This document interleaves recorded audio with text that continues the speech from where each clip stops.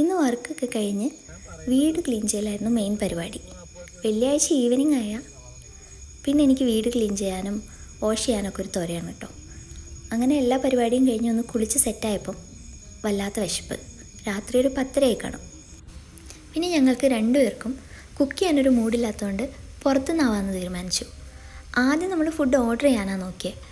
മഴ ആയതുകൊണ്ടാണെന്ന് തോന്നുന്നു മിക്ക റെസ്റ്റോറൻറ്റ്സും ക്ലോസ് ആയിരുന്നു. അങ്ങനെ നമ്മൾ പുറത്തിറങ്ങിയതാണ് കേട്ടോ. നല്ലൊരു റെസ്റ്റോറൻറ്റ് തപ്പി നമ്മൾ കുറേ ദൂരം വന്നു. മിക്ക റെസ്റ്റോറൻറ്റ്സും ക്ലോസ് ആയിരുന്നു.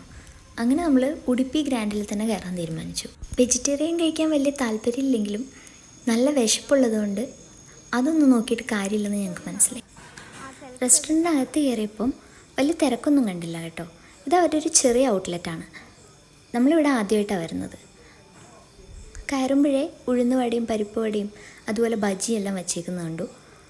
പിന്നെ നമ്മൾ മെനു കാർഡ് എടുത്ത് നോക്കിയപ്പം ബിജേഷ് തന്തൂരി റോട്ടിയും കറിയാണ് ഓർഡർ ചെയ്തത്. ഞാൻ മഷ്റൂം ബിരിയാണി ഓർഡർ ചെയ്തത്. സെൽഫ് സർവീസ് ആയിരുന്നു. ആദ്യം ഞങ്ങൾക്ക് ഉഴുന്നുവടയാണ് കിട്ടിയത്. അത് കഴിച്ചുകൊണ്ടിരിക്കുമ്പോഴേക്കും ബിജേഷിൻ്റെ റോട്ടിയും കറിയും വന്നു. നല്ല ഫുഡായിരുന്നു. പരിപ്പ് കറി ഞാൻ കഴിച്ചു നോക്കിയില്ല, പക്ഷേ വെജിറ്റബിൾ കുറുമ ഒരു രക്ഷയുണ്ടായിരുന്നില്ല, അടിപൊളിയായിരുന്നു. നമ്മൾ ഓർഡർ ചെയ്യുന്ന സമയത്ത് തന്നെ അവർ പറഞ്ഞിട്ടുണ്ടായിരുന്നു മഷ്റൂം ബിരിയാണി ഉണ്ടാക്കാൻ വേണ്ടി കുറച്ച് സമയം എടുക്കുമെന്ന്. അങ്ങനെ നമ്മളൊരു 10-15 മിനിറ്റ് വെയിറ്റ് ചെയ്യുന്നതിന് ശേഷമാണ് എനിക്ക് മഷ്റൂം ബിരിയാണി കിട്ടിയത്. അത്യാവശ്യം നല്ല ക്വാണ്ടിറ്റി ഉണ്ടായിരുന്നു. ആ പാത്രത്തിൽ അവർ കുത്തി നിറച്ച് വെച്ചേക്കുമായിരുന്നു. തമിഴ്നാട് സ്റ്റൈലിലുള്ള നല്ലൊരു മഷ്റൂം ബിരിയാണി ആയിരുന്നു കേട്ടോ.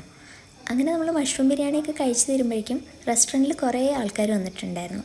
ഏകദേശം റെസ്റ്റോറൻറ്റ് ഫില്ലായിരുന്നു.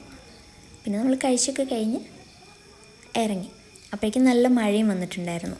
അപ്പോൾ നമുക്ക് അടുത്ത വീഡിയോയിൽ കാണാം. ബൈ.